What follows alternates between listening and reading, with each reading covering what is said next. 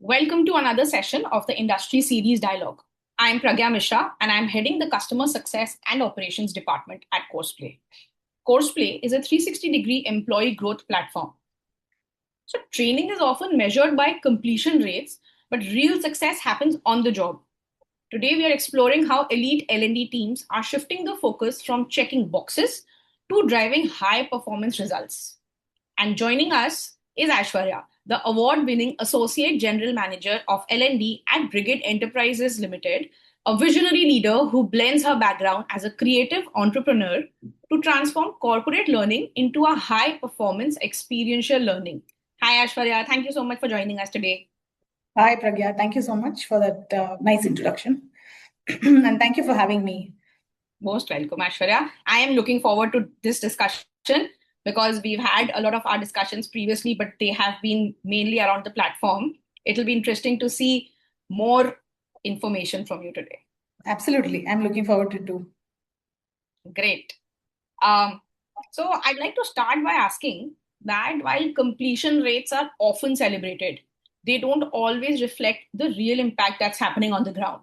Where do you see the biggest gap between learning completion and actual performance today? Okay, so it depends on which stage an organization is in, right? So if you're looking at developing a culture of learning, I think it's very important to measure learning by the number of hours, number of completion of courses, because you're getting the team set to a practice of making learning part of their daily routine. Right. Okay. The second step is to say, how much of this learning gets actually practiced on the job, because learning is you can't measure every level of learning that happens, right? Because it's like school education. You need to go through certain phases to evolve to be a better person. So learning is also that way, right? Well, you may have a Kirkpatrick model of measuring different learning. So as an L&D person, you have to figure out which learning can be measured, which is meant to be done for the purpose of it getting done. Like you can't measure PASH. Prevention of sexual harassment is a mandatory course to be done, but the measurement would be, is are you having a safe workplace for people, right? Number of complaints could be a way of measuring it. Right. So it depends on whether you're in a stage of culture or only looking at performance. So different organizations may at different stages. Different programs could be at different stages, right? Everything cannot be pegged as saying every program needs to have, a certain outcome to it. So, or a performance specific one. So the part two, which I spoke about, is how much of business discussions happen about the needs they have and saying, hey, you want us to deliver this program? What's the outcome you're expecting? What's the behavior shift that you're looking at in your team members to bring, for the content to be curated that way? Okay. Then you deliver a program according to that, and you peg mark levels of assessment post that, right? If you're looking at skill, then it'll be a pre and post assessment. If you're looking at behavior change, then how much has the employee made a shift in the learning? How much is manager observing feedback? Performance on the job. All of that together comes as one rounded impact to say that, hey, this program has been impactful. Okay, so manager stakeholdership in this becomes very critical to show performance change on the job. It's not L&D or learning department only that can bring change. We have to work hand in hand with business to see how that shift is going to happen. So would it be right to say that this is a perfect amalgamation of having measurable outcomes, plus also having other factors to be in control, where you understand, okay, there are some things that cannot be measured. However, there are behavioral changes that the managers or some other teams also have to play their parts in. Yes. For example, if you had to do a first-time manager program, right? It's not only about the manager's behavior that changes on the job. You also have a group that's reporting to that manager, team members who give feedback, right? You can measure that through attrition, saying, has my attrition reduced because this manager has become better? Or are employees feeling more comfortable talking to this manager or saying they're very happy? Or, number of complaints within the team have reduced. It could be so many different ways of measuring. There is no one specific answer, to how you can measure something, right? It depends on that's why I said it's the definition of what is expected from that program, which is defined by the business itself. Yeah. But this would also include having continuous feedback in place. Yes, you need to have continuous feedback. Therefore, having either a LMS that's robust or any other tool which can, have those push notifications going out to people to give feedback regularly becomes very, very critical. right? Today, I think a lot of tools, that's where the challenge is, right? May not be as robust as we wanted. Okay, so yeah, definitely. Right, perfect. Thanks for that answer. So designing for performance requires clarity on what success actually looks like in the role, right? How do you define what good performance looks like before designing learning interventions? What is when you say, good, is there a benchmark for good for you when you ask that question? To see outcome or decent outcome of the programs. And like I said previously, measurable outcome, do you think that is also there? So, see, when we design programs at Brigade, what we work on typically is the Kirkpatrick model, right? So we look at the 4 levels. So I'm sure you know the 4 levels. You have L1, which is about satisfaction, is the employee happy or not, and then you move into learning at level 2, and then your level 3 is behavior change. Level 4 is ROI. Okay, so typically all programs you will do level 1. You want to know every program, is the employee satisfied or not? Yeah. The second level you're checking is your learning. Now there are 2 parts to this, right? If you're doing a skill-based program, then you're purely checking, has this person learned anything? So let's say I'm doing a basic Excel program with the person. So you will do a pre and post. Yeah. That's a good measure to answer your question, right? So the person was at probably 10 on 100 in a score of understanding concepts in basic Excel at the end of the program, or you leave a couple of days and do an assessment and say, hey, how much of knowledge have you gained? The same assessment is given post, so you're able to measure to see, has that person made that shift? Right. Right. So that's your first peg mark of the good. The behavior change, the same program which is skill is taken as a behavior change, moving into L3 would be then moving into manager saying, okay, this person has completed this. How much of his productivity or performance on the job has changed? Has he become faster in using the Excel? Is his report generation become quicker? Is he able to, use formulas at the speed at which you want him to? What took half an hour takes 10 minutes now. Right. Okay. For this, again, it comes back to, having, either discussions with HODs or, push mailers going out saying, hey, do you see a, performance shift in this person? Right. Otherwise, it'll be good. You're stuck at the learning level because you see a pre and post change and it's there. But all of us know that beyond a point, if, skill is not used, you see a dip, right? I've learned something, I'm excited, but if I don't put that to use, that learning is of no use. Right. Right.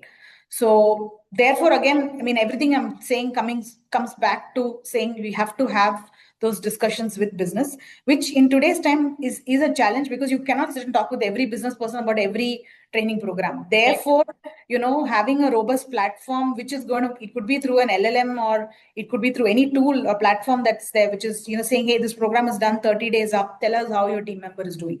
Right. Which becomes mandatory, maybe 3-4 reminders and you get feedback. But that feedback is what is going to tell you whether we've made that, needle move from where it was to the next level. Yeah. Otherwise, learning becomes like going around in circles and we are struggling.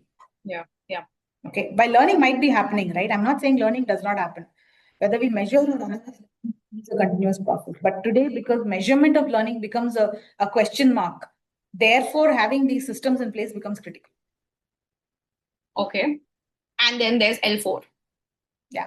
So all programs don't come under L4, right? We have to be practical about it, right? You have to figure out in a let's say in an annual year, you cover about, let's say, I'm just taking an average 100 programs. All 100 will not be at ROI, right? Eventually, it may do an ROI or indirectly it may impact, but there's no way you're going to measure that.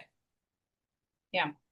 Okay, so we'll have to figure out as an org, as a team, what are those critical programs where the investment has been high and where we are clear that we want to see a return on impact. If you're doing a sales capability building program, right, you're developing saying, okay, we are going to invest in these people for, improving sales. The outcome has to be that we want these numbers to go up if it's number driven. But if you're doing a sales program which says I need behavior shift, your observation on the job is different. Because if it's number driven, then you measure saying, oh, previous quarter, this is the number.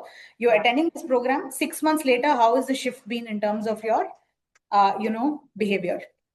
Yep. 6 months later, where are you? Right? Do we see a number growth?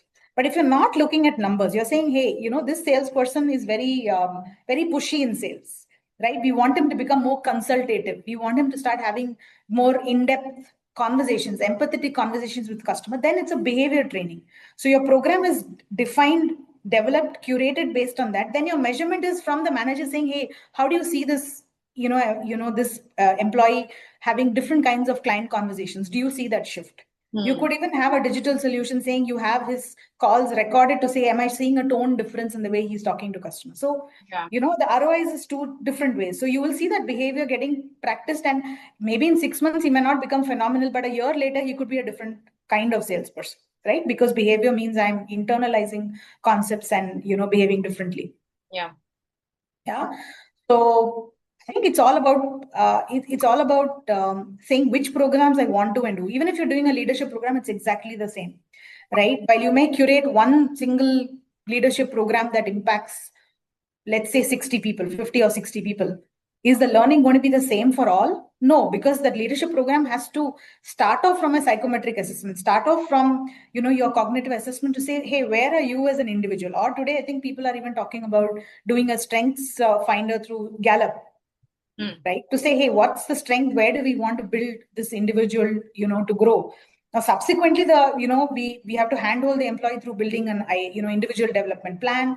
How is that journey going to pan out? Because there is no one single method of training people. Somebody needs to be coached, somebody needs a buddy, somebody needs to be mentored, right? Someone needs to go through a hardcore, training program, or somebody needs a journey mentoring. I need to go through 6 or 8 sessions before I think, oh, I can do this. So everyone needs a, very different style of, learning input. That's one of the reasons that you can't give one solution for all. While you may say a program is designed that way, can you bring an, e-learning element into that? Can you bring mentorship into that? Can you have a classroom element? So you're ensuring that everybody is, inclusive in the training approach. Right. There you measure the outcome. Again, we see that for some people, outcome comes in 6 months. Somebody may take 1 year. But that's fine, right? You have to give that, leeway to people to say, to internalize and do it. But it's a question of how flexible as an org you want to be to allow them that freedom to show performance or give feedback to the individual saying, where are you in this phase? Because leadership is about where I was before, where I am later.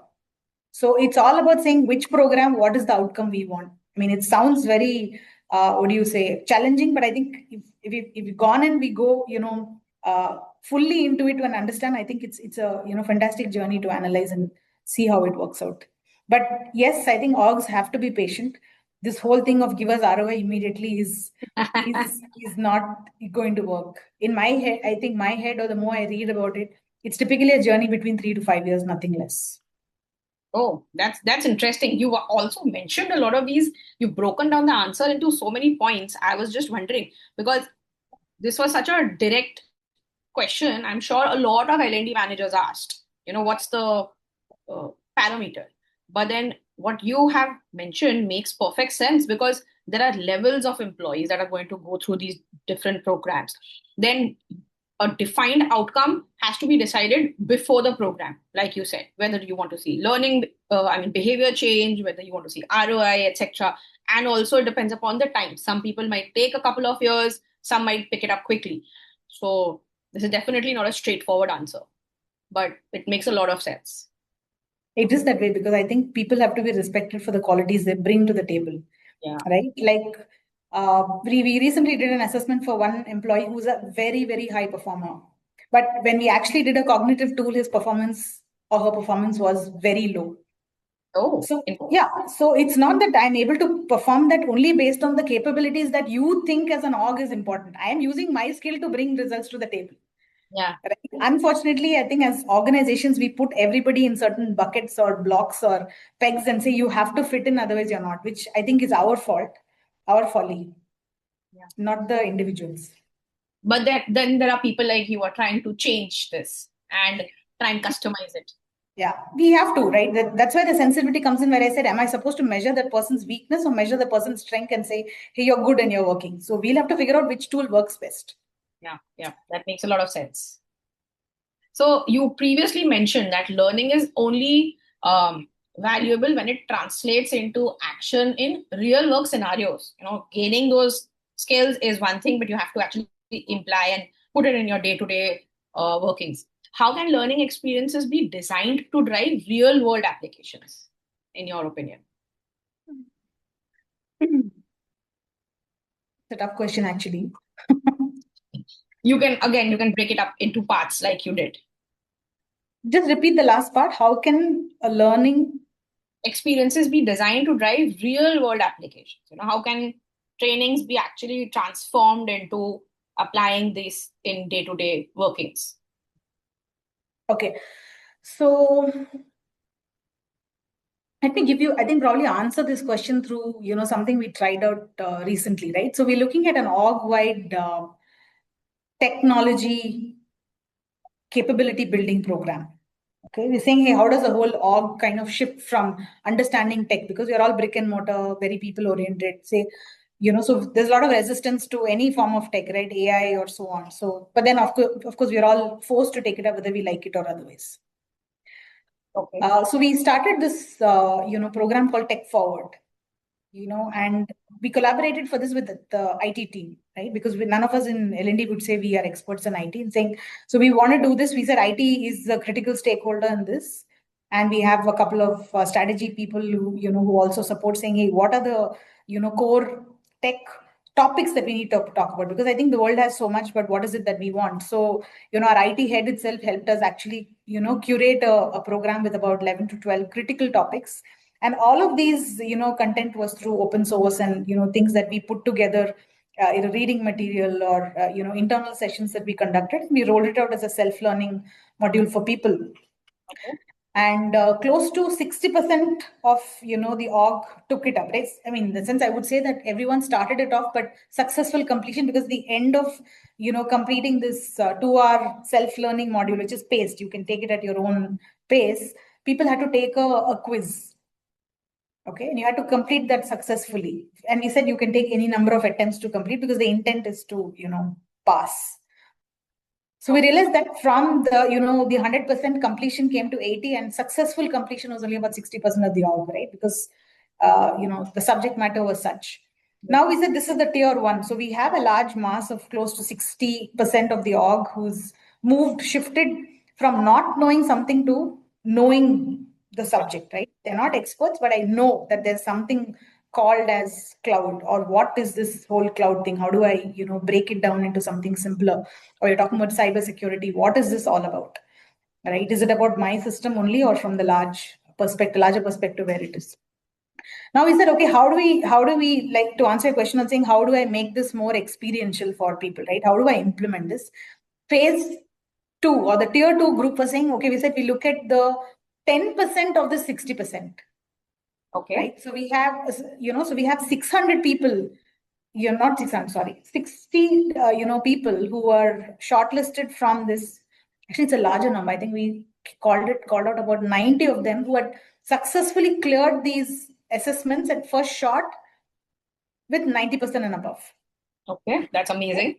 Yeah, it's a good count, right? So from this 90, we, rolled out saying we are going to have in-depth, subject plus practical knowledge for you to understand this topic better. Let's say we're talking about Power BI. How does Power BI actually materialize? Some of them, maybe you will be looking at it on their system as, hey, this is the outcome of it. But if you had to be the person creating projects and working on it, how does it work? And because it's almost a 50-hour time investment, we gave the flexibility and looked at a very democratic approach, saying, hey, you tell us whether you can invest 45 hours in the next 4 months. If you can, then sign up.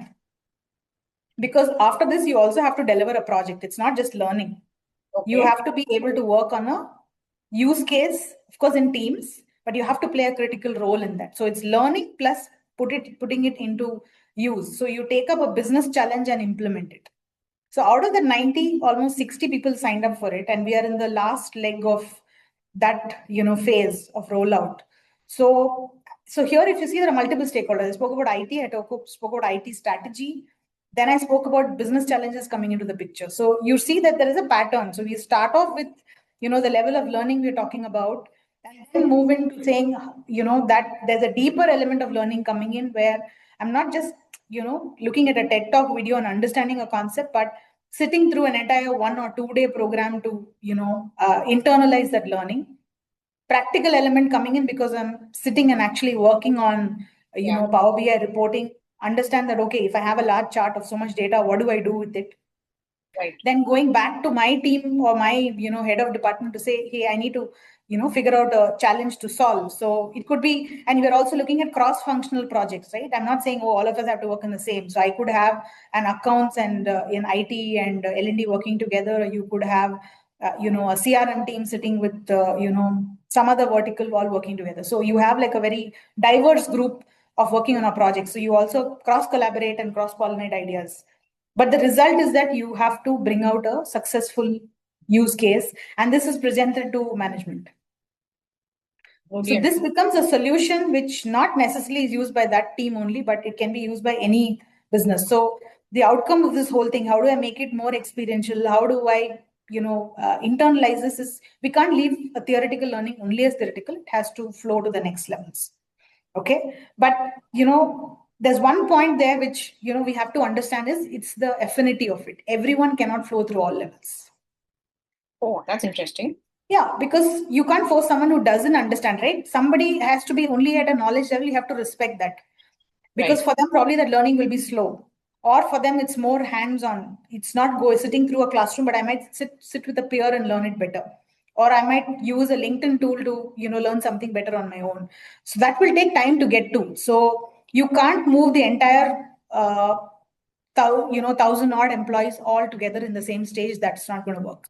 Yeah. You have to break down your team members to say who's at which phase, who's at which stage of learning, who's comfortable with what, and then create those learning solutions accordingly, right? So I hope I answered, or did I digress? I'm not sure. No, I think you answered it wonderfully, because you started with something like having it as basic as informing them about, let's say, IT and pulling in the IT strategy, and then diversifying into having, for example, real case scenarios or business transformation. So that makes perfect sense. And of course, you had a group shortlisted also, right? Which is currently the cohort that's following it.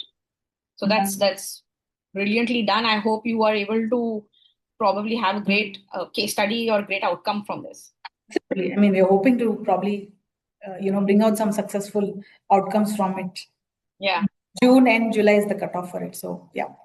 Wishing you all the luck for that. Thank you. Thank you so much. So like, we've been discussing throughout this session that the real shift happens when we start measuring signals beyond completion and feedback scores.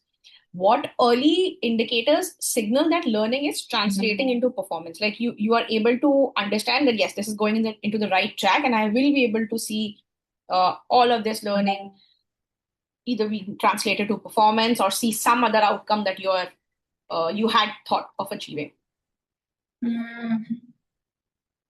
See, like I keep saying, I think all learning will give us some outcome, right? It's just that today we don't measure, so we don't even talk about it. Because if you see end of the result, if org is saying that, hey, I have as an org we are posting a 10% year-on-year profit.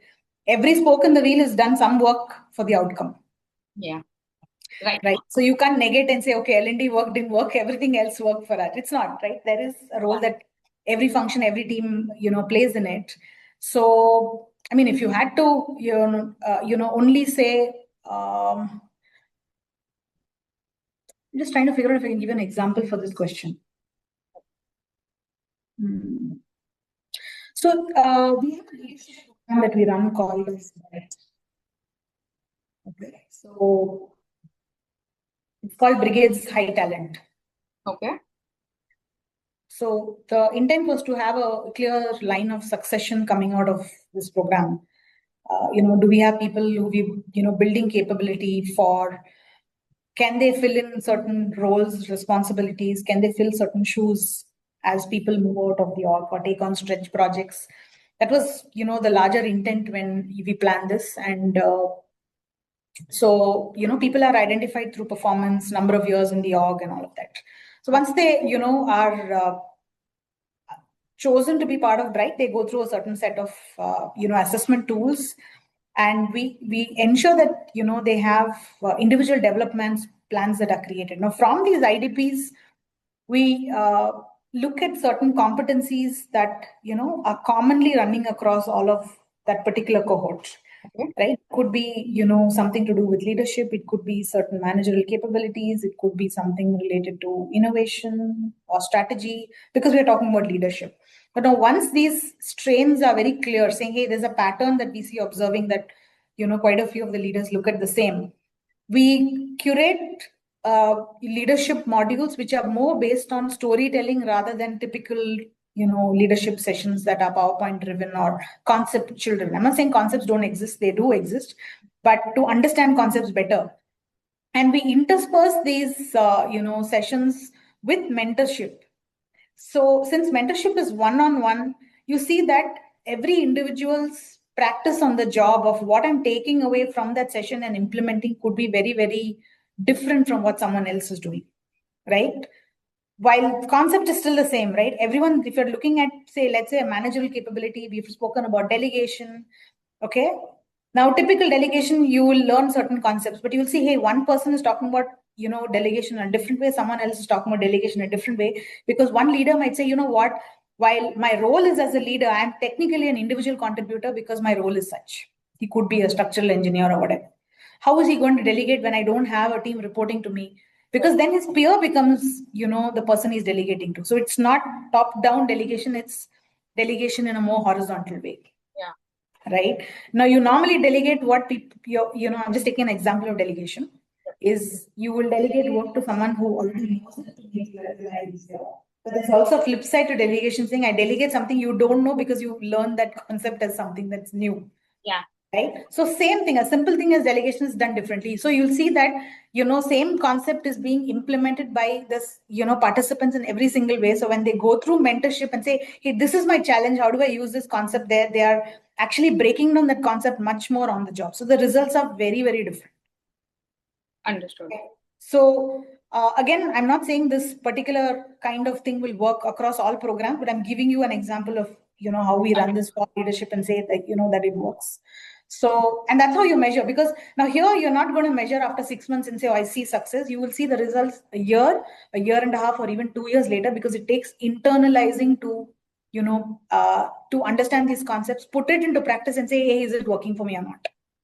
Yeah, to see the actual real impact. Yeah, because if I'm a person who is micromanaging, I'm not delegating, right? I want to manage everything on my own. So for me to first unlearn that micromanage is not healthy, right?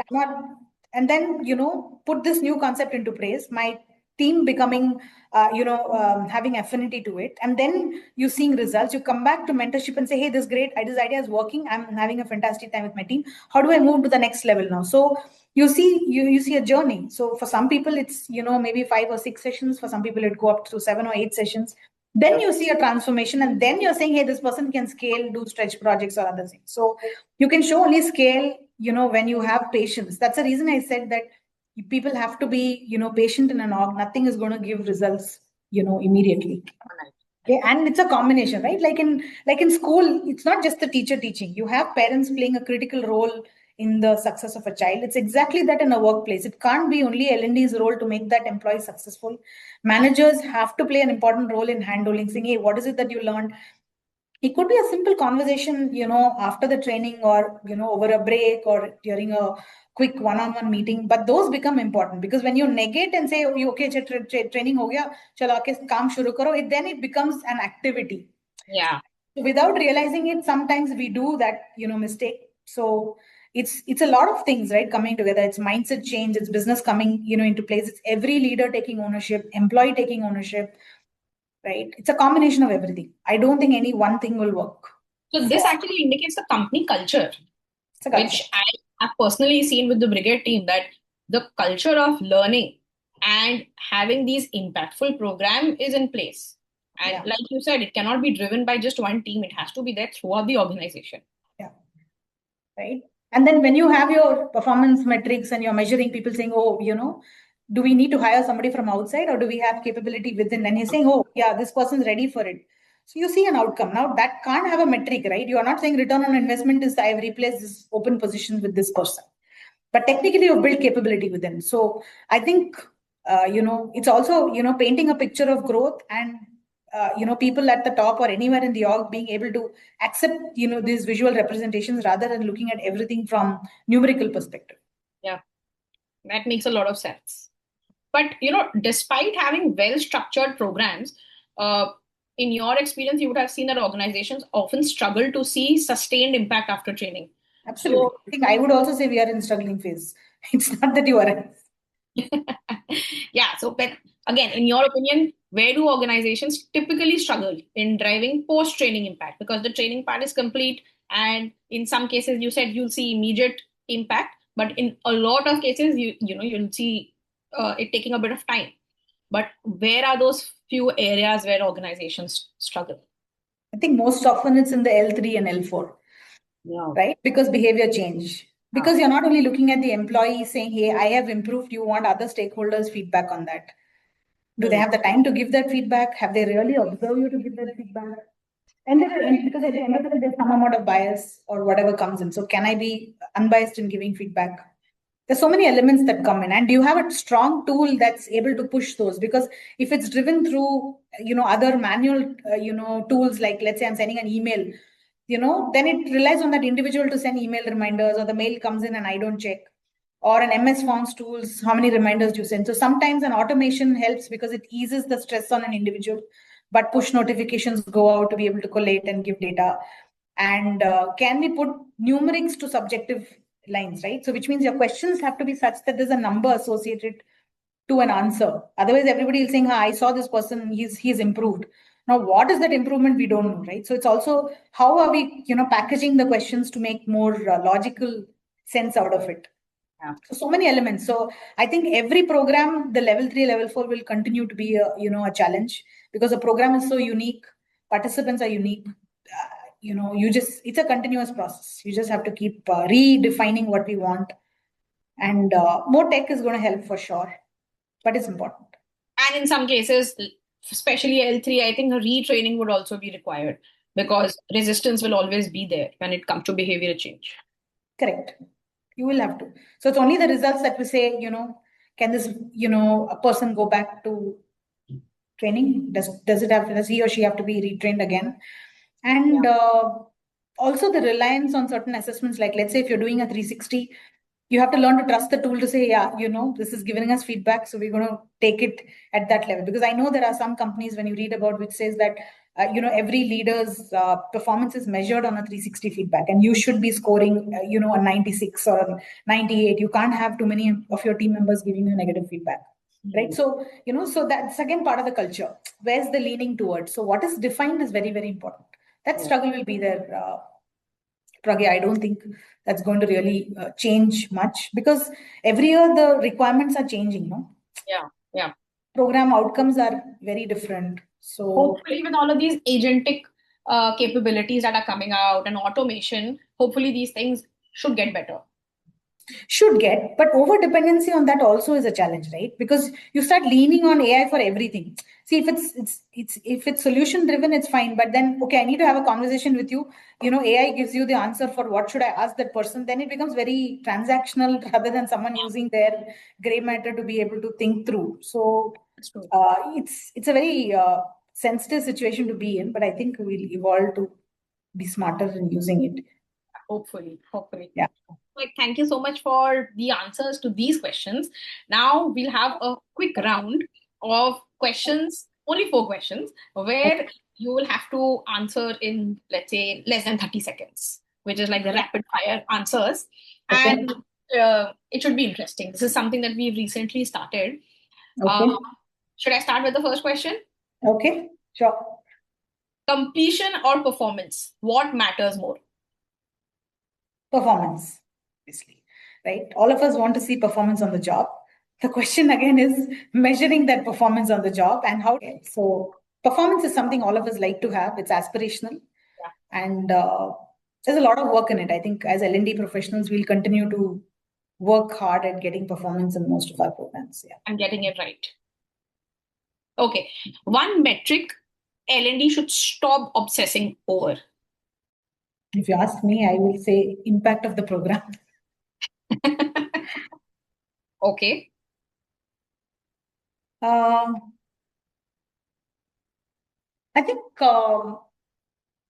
think this is a very difficult question to answer directly, because one is we have a certain target number to complete, right? Which is healthy, because you're creating a culture of learning by having a certain target. Let's say you don't have tomorrow, if we say, hey, you know what, we're not looking at any learning hours, you can do what you want. those who never had that pressure will say, good, thank God there's no learning hours, main kuch nahi karunga, Yeah. right? You're going to have a problem with that. You can't say only come for this program and then the results will come. So somewhere it's all linked, together. You have to have certain learning hours defined to say, I'll give an outcome. So I don't think any one metric is nice to have or not nice to have. It's there for a certain purpose. But too much focus on this is a problem. You can't say, okay, today mera 30 hours, I'll keep changing it to 40, 50, 60. It's not like a revenue growth. You have to have a, broad spectrum of what we want to measure. But whatever learning number of hours you do or the outcome, I think important is to say, how am I impacting the organization? So I can't really, honestly, I don't have an answer for saying what should be stopped, because then I'll say ROI will be my stopper, because I don't like measuring learning, because I think, learning should be looked at from a very, very wide spectrum, should be looked at as change, that is visually going to come out to you only over a period of time. You see people change over a period of time. You can't say you would come this program outside and then come out as a different person. It really doesn't happen like that. It's intangible. Learning is intangible. Okay, next question. Content or context, which drives performance more? Content or context? I think content comes from context, right? I need to understand the context which you're asking me, for a program to be conducted. That's why I said, I would see it as I think some of the question that we answered earlier saying, why am I having this program? What do you expect as an outcome? Which is the context. And then when you build programs based on that, your content is, going to be sitting on top of that. So yeah. That's the base. Yeah. Perfect. Last question. Biggest barrier to performance, skill, will, or environment? Skill, will, environment. I think environment. Because if the individual, tell me. No, please go ahead. I can have the will to do it. I may even have the skill, but if my immediate environment doesn't allow me the freedom or flexibility to do it, then it really doesn't serve the purpose of my having that skill will, right? So there's every chance that you might train that person to do a great job, but they might take that skill outside and say, I'll apply it somewhere else because I can't do it here. Yeah. Okay. I'm not saying skill will is not a problem. There is, but that's workable. Will also, yes. I know a lot of people would have answered saying will is because it's a very behavior thing. But today's challenge is, I think, the environment. But at least I see that. If you have the right environment, the will can be built. Absolutely. Because it's so encouraging, right? Yeah. It is encouraging. Look at all your fresh graduates who come in from various institutions. Where is, any skill or will? They just come in saying, I have a job I need to prove. It's how, we give them that space to, learn, grow, and thrive. That's important. Perfect. Thank you so much for answering this. I have had a wonderful time discussing all of these points. There are lots of new things that I've learned. So thank you. You made me think of answering your questions in a different way. It was very interesting. Thank you. Most welcome, Aishwarya.